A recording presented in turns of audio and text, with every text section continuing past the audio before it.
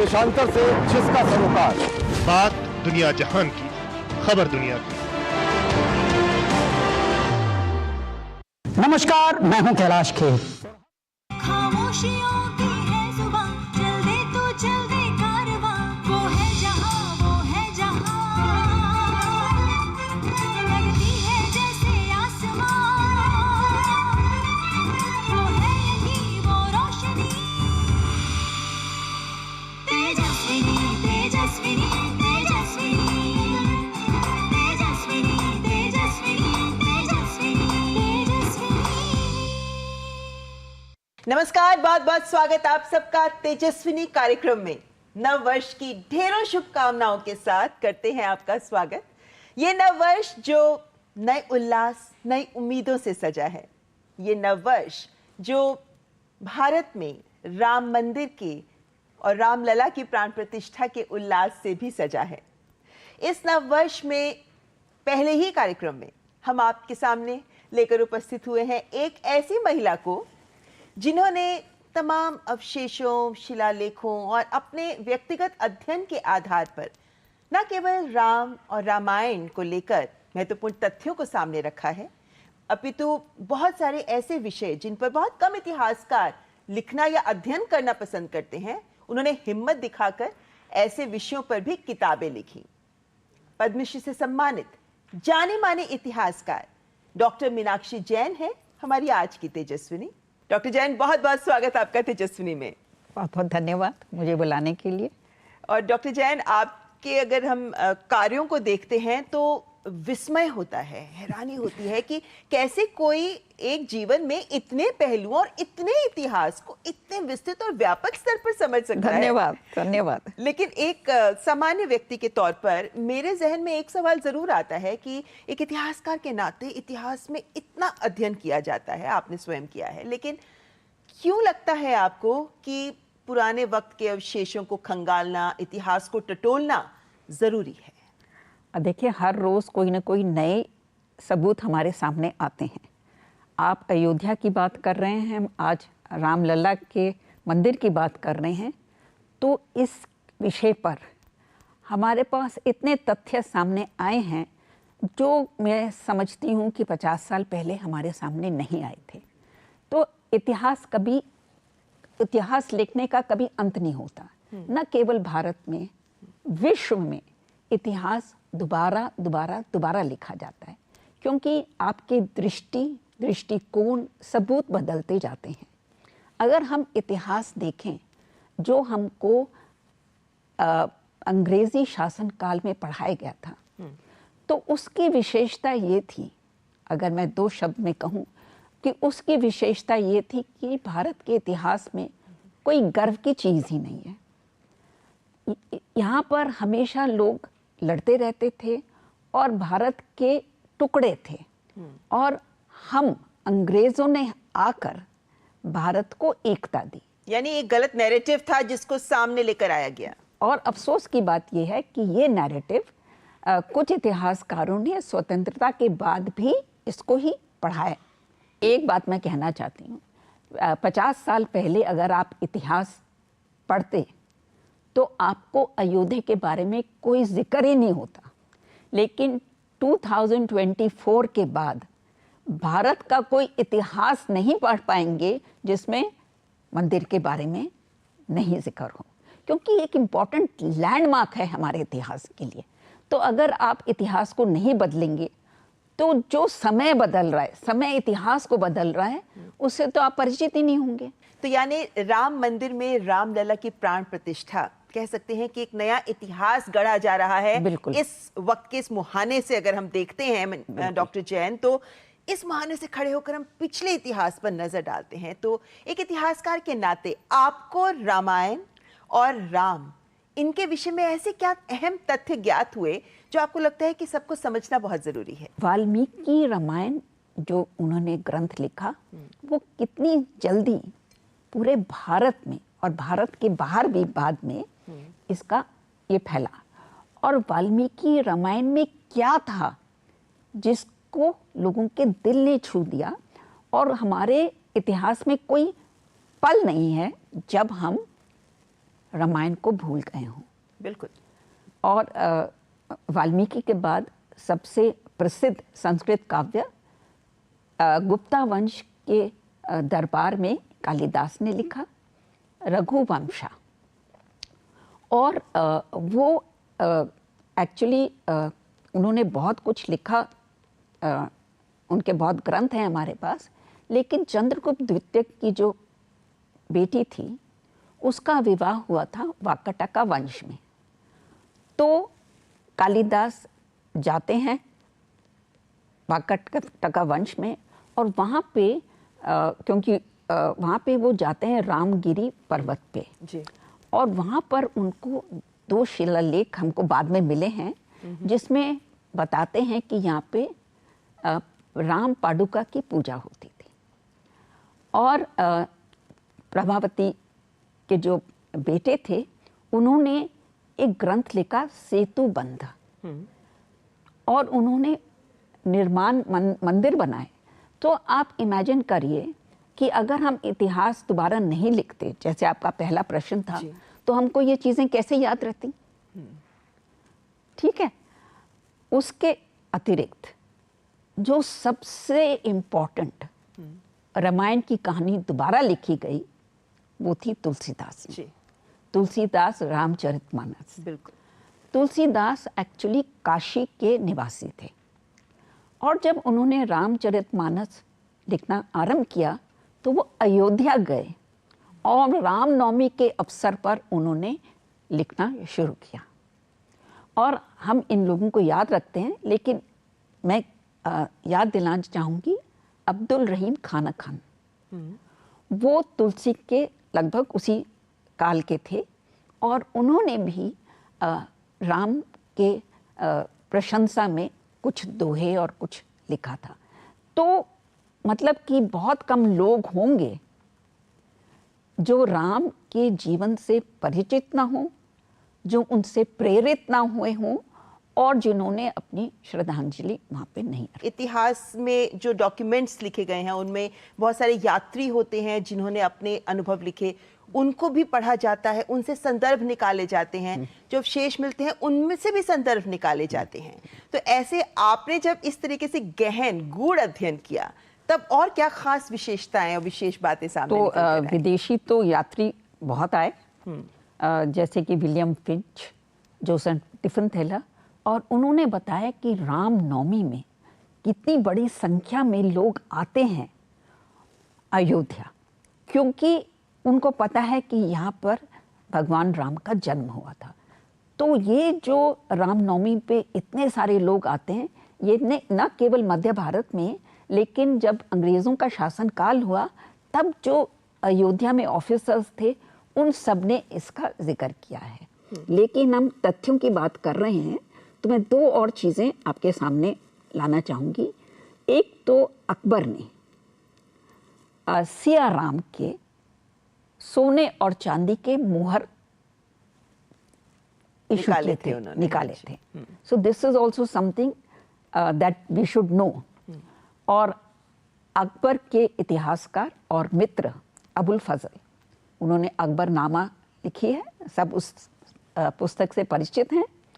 और अकबरनामा में अबुल फजल लिखते हैं कि अयोध्या पवित्र भूमि है क्योंकि श्री राम का जन्म अयोध्या में हुआ था जी। और रामनवमी बड़ी धूमधाम से वहाँ पे मनाई जाती है। विशेष तौर पर श्री राम के लिए ये बात वास्तविकता है ये, और इसको एक्सेप्ट किया जाता है कि 2000 साल पहले भी भगवान बुद्ध की बात करें, जैन तीर्थंकरों की बात करें, उन्होंने भी तो राम का जिक्र किया ना। क्योंकि भारत में कोई पवित्र स्थान नहीं है जिसमें सर्व विचारधारा के लोग नहीं गए हों। बुद्ध के बारे में एक बहुत प्रसिद्ध कहानी है अयोध्या में कि वो सुबह वहाँ पे चल रहे थे और उन्होंने अपना दातुन झाड़ी में फेंका और वहाँ से एक पेड़ निकला, तो उसको बोलते हैं बुद्धास टूथब्रश। तो ऐसी ऐसी छोटी कहानियाँ हैं जो हमको याद करनी चाहिए, चाहे वो सच हैं या गलत हैं, उससे हमको कोई मतलब नहीं है, लेकिन वो एक भावना प्रकट कर रही हैं जो हमको इसके बारे में परिचित होना चाहिए। जैन तीर्थंकरों का आपने जिक्र किया, तो जैन तीर्थंकर, एक जैन तीर्थंकर हैं जिनने वहाँ पे समाधि ली थी, और उनकी समाधि भी, वो जगह भी बहुत पवित्र है। गुरु नानक मध्यकाल में, जी, गुरु नानक कहते हैं कि मुझे अयोध्या जाना है, और ये लिखा है बहुत सारी सिख ग्रंथों में कि नानक वहाँ पर जाते हैं। और जिस स्थान पर नानक, गुरुदेव नानक पहुँचे, तो वहाँ पे एक झंडा गाड़ा हुआ था कि यहाँ पर गुरु नानक आए थे। जी। तो मतलब अयोध्या का इतिहास हमको क्या सिखाता है? ये सिखाता है कि हर पवित्र स्थान में बहुत से विचारधारा के लोग हमेशा वहाँ पे जाते थे। और शायद इन लोगों का अयोध्या में जाने के पीछे एक बहुत महत्वपूर्ण मकसद यही था कि श्री राम का वहाँ जन्म बिल्कुल, हुआ था, और उस बिल्कुल। पवित्र स्थान समझते हुए ये लोग वहाँ गए। लेकिन एक और बात, क्योंकि जैन तीर्थंकरों की बात हुई, तो वहाँ ये भी माना जाता है कि अगर 63 महापुरुष हुए हैं, हाँ। तो ये मानते हैं कि Actually, राम उनमें से हाँ, एक। मैं गौतम बुद्ध के जीवन पे जातक टेल्स लिखी गई हैं। तो 3 जातक टेल्स हैं जिसमें गौतम बुद्ध बोलते हैं अपने डिसाइपल को कि पिछले जन्म में मैं राम था, दशरथ मेरे पिता थे, और कौशल्य मेरी माता थी। तो एक ये, और एक उनके जो फॉलोअर थे, एक बार उनके पिता का देहांत हो गया था और वो बिल्कुल बहुत बेचैन थे। तब गौतम बुद्ध उनको बोलते हैं, ये याद रखो कि संयम से राम ने बिहेव किया जब उनके पिता का निधन हुआ। तो ये एग्जाम्पल्स दे रहे हैं। जैन इतिहास का आपने बात की, तो जैन ट्रेडिशन में 63 महापुरुष हैं, जिनमें भगवान राम एक हैं। लेकिन जैन स्क्रिप्चर्स में भगवान राम रावण को नहीं मारते। अच्छा। क्योंकि जैन स्क्रिप्चर्स का ये मानना है कि ये भगवान राम का आखिरी जन्म था। तो और वो इतने इवॉल्व्ड सोल हो गए थे कि अब वो हत्या नहीं करेंगे, और लक्ष्मण ने रावण की हत्या की। वो ही कहानी है, लेकिन अलग अलग दृष्टिकोण से वो कहानी बताते हैं। नैरेटिव अब शायद किसी कारण से बदला हो, हाँ। लेकिन जो सच है या जो तथ्य है उस पर गौर किया जाना बेहद जरूरी। चलिए आपसे बातचीत जारी रखेंगे, लेकिन उससे पहले यहाँ रुकेंगे एक ब्रेक के लिए। आप देखते रहें तेजस्विनी।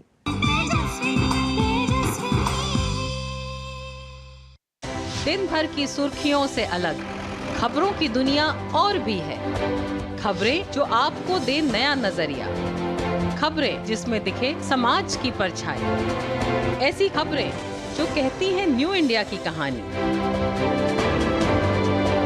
खबरें जो है अनछुई, कुछ खट्टी कुछ मीठी, हम लाते हैं आपके लिए ढूंढकर। खबर हटकर, सोमवार से शुक्रवार सिर्फ डीडी न्यूज पर।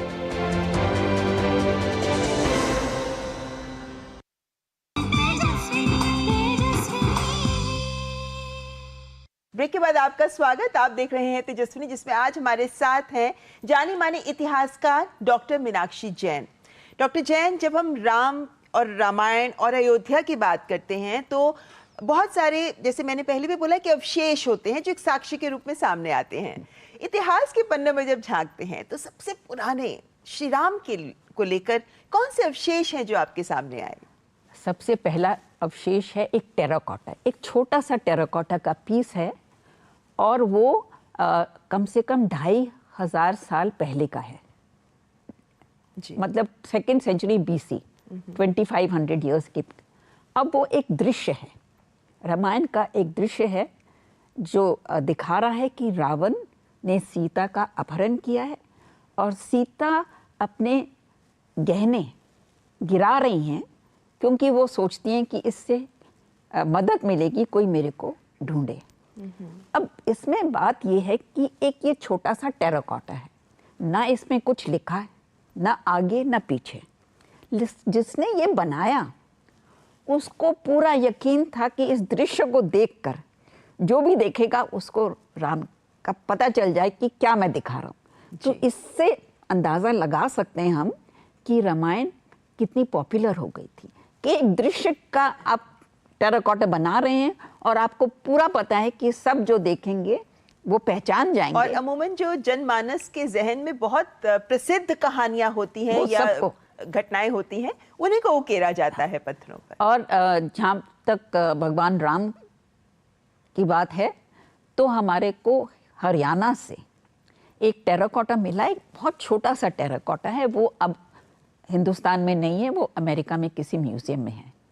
लेकिन उस टेराकोटा का बहुत महत्व है क्योंकि उसमें राम की धोती पर ब्रह्मी स्क्रिप्ट में राम लिखा हुआ है। दैट तो इसमें कोई शंका नहीं है कि भाई ये कौन है। आप कैसे कह सकते हैं कि राम है? पहला जो मैंने आपको दिखाया उसमें तो रावण दिख रहा है और सीता मैया दिख रही हैं। इसमें श्री राम ब्रह्मलिपि पर धोती पे लिखा है, लेकिन बोज एंड एरोज ओके, तो वो दिख रहा है। So you know it is really very very interesting. हम राम की बात कर रहे हैं, रामायण की बात कर रहे हैं, अयोध्या को लेकर भी बहुत कुछ आपने बताया भी है, लेकिन अयोध्या नगरी भगवान राम या श्री राम के कारण ही जानी गई, इसको लेकर भी क्या कुछ और उदाहरण है आपके पास? एक्चुअली माना जाता है कि मनु ने अयोध्या नगरी बनाई और फिर इक्ष्वाकु को सौंप दी और इक्ष्वाकु क्लैन से राजा दशरथ वहाँ पर उन्होंने राज किया। तो हमारे पास शिलालेख मिले हैं थोड़े और लेट पीरियड के, लेकिन एक शिलालेख मिला है हमारे को एक राजा पुष्यमित्र सुंगा। वो शिलालेख बताता है कि इन्होंने यहाँ पे अश्वमेध यज्ञ किया था। ओके। और एक और शिलालेख एक 100-200 साल बाद का, वो एक व्यक्ति थे, एक राजा थे, तो उनके पिता का निधन हुआ था, तो पिता के याद में उन्होंने एक छोटा सा स्ट्रक्चर बनाया था, तो वहाँ पे वो लिखा है कि मैंने ये, तो ये अर्ली सबूत हैं। उसके अलावा पतंजलि प्रसिद्ध ग्रामेरियन, वो मथुरा के रहने वाले थे, तो वो जब अपना इतिहास लिखते हैं तो वो बताते हैं कि जो भारत पर आक्रमण करेगा उसको अयोध्या पार करके ही आगे बढ़ना पड़ेगा। अच्छा। उसके बाद हम देखते हैं जो मंदिर बनते हैं, जो अर्ली मंदिर हैं, तो उनमें रामायण के पूरे पूरे सीन्स दीवारों पे दिखते हैं, यू नो। और 12वीं शताब्दी में तो 3 विशाल मंदिर भगवान राम के नाम पे बनते हैं। यूपी में 10 अवतार मंदिर है, गुप्ता काल का बना हुआ था, बेतरगांव में बना था, उसमें आप इतने सारे यू नो टेराकोटा देखेंगे, स्कल्पचर देखेंगे भगवान राम की तो जीवन यानी अगर आप भगवान राम को, श्री राम को अगर आप देखना चाहें, ढूंढना भी चाहें, तो मेरे को लगता है कि हमारे देश के बहुत से कोनों में ऐसे अवशेष बिखरे हैं जिनमें श्री राम जीवंत हैं। लेकिन यहाँ पर आपके लेखनी के ऊपर आना चाहूँगी। आपने बहुत से ऐसे अलग हटकर विषय उठाए हैं जिन पर अमूमन मेरे को लगता है कम इतिहासकार हैं जो लिखने का साहस करते हैं या उन विषयों पर ध्यान देने का भी साहस करते हैं, जिनमें एक है सती। आपकी किताब, हालांकि आपने बैटल फॉर राम या राम एंड अयोध्या जैसे बहुत मशहूर बेस्ट सेलर किताबें लिखी हैं, आपकी सारी किताबें बेस्ट सेलर्स हैं। सती को लेकर ये एक ऐसी कुप्रथा है जिसको एक बहुत बड़े सामाजिक सुधार के तौर पर देखा गया जब इसको हटाया गया, लेकिन आपने जो बताई हैं बातें वो तो आंखें खोलने वाली। इतिहासकार होने के नाते मैंने देखा कि अभी तक हमको बताया गया था कि हमारे शास्त्र बोलते हैं कि एक विधवा को सती करनी है, और मैंने शास्त्रों का अध्ययन किया, सबसे पहले ऋग्वेद, और वो जो ऋग्वेद का जो वर्स था वो अंग्रेजी शासन काल में उसको मिस ट्रांसलेट किया गया। अच्छा। हाँ, तो वर्स ये था कि जब कोई औरत विधवा होती है तो उसको पहले आंखों पे घी डाल के शव के साथ लेटना है और फिर उठ के अपना स्थान लेना है सोसाइटी में, समाज में। तो अग्रे को उसने ट्रांसलेट कर दिया अग्नि, अग्नि। फायर। ओहो, अच्छा। तो वहां से पूरी कहानी शुरू होती है। ओहो, तो और 17वीं शताब्दी तक हमारा कोई शास्त्र नहीं है जो कहता था कि सती करनी है। वो कहते थे एक पवित्र जीवन बीतिए। और कुछ इतिहासकार कहते थे कि अगर आप सती कर रहे हैं, इट्स लाइक ब्लैक मैजिक, आपको इससे कोई लाभ नहीं मिलेगा, ये आप गलत काम कर रही हैं। तो ये था। तो मैं हैरान कि भाई हमको तो बताया जा रहा है कि सती प्रथा थी और हमेशा। कौन बता रहा है? हम अंग्रेज। उस टाइम जो अंग्रेजों ने लिखा तो यूरोप में महिलाओं को विच कह के उनको जलाते थे, तो उस पर तो कोई काम नहीं हुआ। लेकिन भारत पर सती प्रथा पे इतना काम हुआ।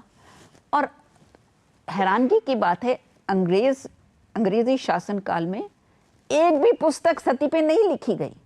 इसका मतलब क्या ये हुआ कि बैप्टिस्ट मिशनरीज के आने के बाद ये प्रथा शुरू हुई या कराई गई? प्रथा तो थी नहीं, बहुत कम थी। ये एग्जैजरेट किया गया। जो उन्होंने संख्या बताई वो बिल्कुल गलत थी। हमारे मंदिर हमेशा से थे, मंदिरों में भगवान विराजमान थे, लेकिन ये फ्लाइट ऑफ डेटीज बहुत एक रोचक तथ्य को सामने रखता है कि कैसे वक्त के साथ वो अपने मंदिरों में जो हमारे भगवान विराजमान थे, हम उनको बचा सके। जो भक्त है और जो मंदिर के पुजारी हैं, मंदिर में सबसे कीमती चीज क्या थी? वो भगवान की प्रतिमा। तो भगवान की प्रतिमा को कैसे बचाना है, अलग अलग तरीके इन्होंने अपनाए, सोचे और अपनाए।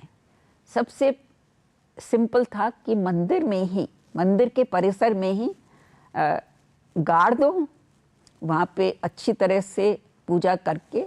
लेकिन ये जो प्रथा थी बेरी करना, मूर्तियों को दफनाना, ये अक्सर दक्षिण में थी, क्योंकि दक्षिण में जो मूर्तियाँ थी वो ब्रॉन्ज की थी। अच्छा। उत्तरी भारत में पत्थर की मूर्तियाँ थी। जी। हमारे पास इतनी कहानियाँ हैं कि लोगों ने मूर्ति नदी में फेंक दी, कुएं में फेंक दी, जंगल में जाके रख दी। उन्होंने सोचा कि जब उचित समय आएगा तब हम इनको फिर से स्थापित करेंगे। तो ये मेरी जो पुस्तक है फ्लाइट ऑफ डीटीज, इसको मैंने इसमें डिस्कस किया। एक इटावा के पास में एक इंस्क्रिप्शन मिला है, वो आपको दर्शकों को बताना चाहूँगी।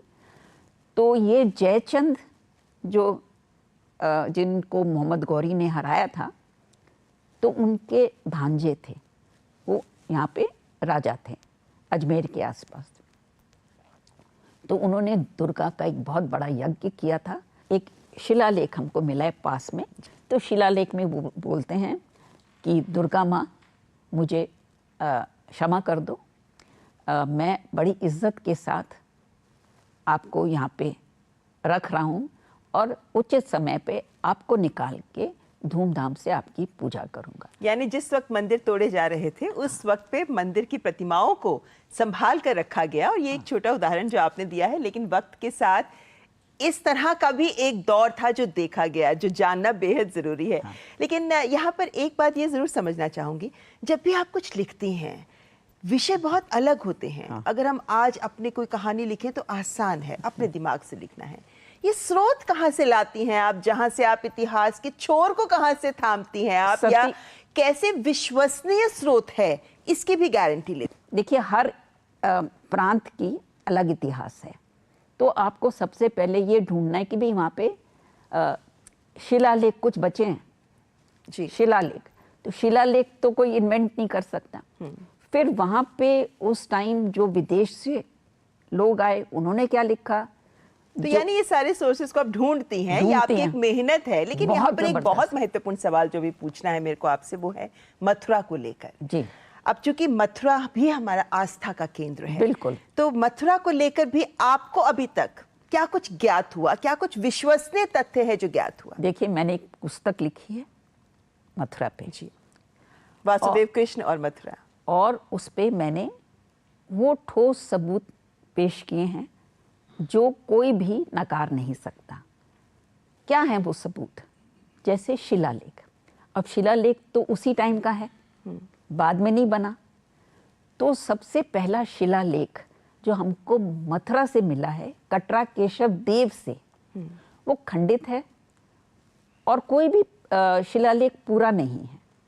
तो वो बताता है, एक व्यक्ति है, वो कह रहा है कि वासुदेव, देवताओं के देव के लिए मैं ये मंदिर बना रहा हूँ। ये जो शिलालेख मैंने पेश किए हैं, इनकी ट्रांसलेशन 1947 से पहले हो चुकी थी। लेकिन एक बात बताइए डॉक्टर जैन, क्योंकि आपने इतना कुछ जो लिखा है वो जाहिर है कि बहुत से लोग ऐसे होंगे, बहुत सारे एकेडमिशियंस ऐसे होंगे जो उनको स्वीकार नहीं करते होंगे, विरोध तो आपको भी झेलना पड़ा होगा। मेरे को नहीं फर्क पड़ता, क्योंकि मैं किसी की स्वीकृति नहीं ढूंढ रही, ना मेरे को कोई पद की।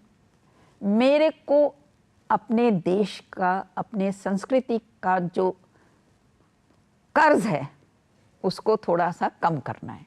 So it is that is the only thing that keeps me going, and it is such a joyful journey.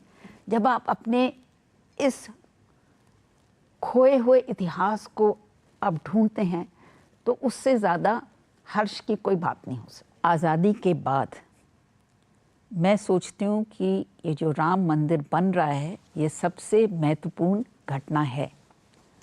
कम से कम 1000 साल के बाद उत्तरी भारत में नगर शैली का इतना विशाल मंदिर बन रहा है, और ये मंदिर कैसे हर प्रांत को जोड़ रहा है, इसको भी हमको ध्यान रखना चाहिए। मंदिर की घंटियाँ तमिलनाडु से आईं, जहाँ मूर्तियाँ बन रही हैं वो अलग प्रांतों से आई। मतलब कोई देश का कोई हिस्सा नहीं है जिसको सोच समझ के इस महान कार्य में जोड़ा नहीं हो। तो ऐसे में जो लोग अब, क्योंकि मुझे लगता है कि राम मंदिर बनने के बाद बहुत से लोग ऐसे हैं जो इतिहास में रुचि रखने लगे हैं या ऐतिहासिक तथ्यों को जानने का प्रयास भी करते हैं। बिल्कुल। तो हमारे दर्शकों को आप एक इतिहासकार होने के नाते क्या आह्वान करना चाहेंगी, क्या कहना चाहेंगी? इस देश की संस्कृति को साधारण लोगों ने ही जीवित रखा है। इतने संघर्ष के समय ना यहाँ पे कोई विशाल राजा थे, ना लोगों के पास धन दौलत थी, लेकिन साधारण लोगों ने अपने भगवानों, अपने मंदिरों पर श्रद्धा कभी नहीं हटाई और उन्होंने इसको जीवित रखा। और राम मंदिर की स्थापना, ये उस लंबा संघर्ष, इसका ये फल है, और हमको बहुत आनंद से इसको स्वीकार करना चाहिए। जी, जाहिर है कि आप जैसे इतिहासकारों का योगदान बहुत बड़ा है जब हम भविष्य और वर्तमान को इतिहास की नज़र से देखने का प्रयास करते हैं। इसलिए आपका बहुत बहुत धन्यवाद करना चाहूँगी डॉक्टर जैन, आप यहाँ आईं, इतने तथ्य आपने हमारे साथ साझा किए। उम्मीद करते हैं कि हमारे दर्शकों को भी बहुत कुछ पता चला होगा राम, रामायण और अयोध्या के बारे में। फिलहाल बहुत बहुत शुक्रिया हमारे साथ जुड़ने के लिए। धन्यवाद। तो ये थी हमारे साथ डॉक्टर मीनाक्षी जैन, एक ऐसे इतिहासकार जिन्होंने इतिहास के उन पन्नों को खंगाला जिनके बारे में लोग बहुत कम जानते हैं। आज के इस कार्यक्रम में बस इतना ही। आप अपने विचार, अपने सुझाव हमारे साथ साझा कर सकते हैं। हमारा ईमेल आईडी tejaswini.ednews@gmail.com। तो एक बार फिर होंगे हाजिर अगले सप्ताह लेकर एक और तेजस्विनी अपने साथ। फिलहाल हमारी पूरी टीम को दीजिए इजाजत। नमस्कार।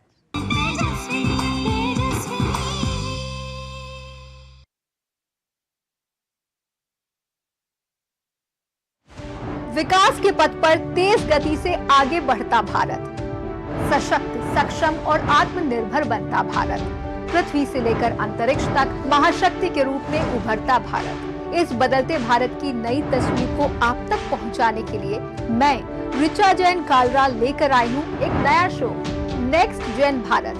जुड़िए मेरे साथ हर शनिवार रात 9 बजे और रविवार दोपहर 1:30 बजे सिर्फ डीडी न्यूज पर। अपना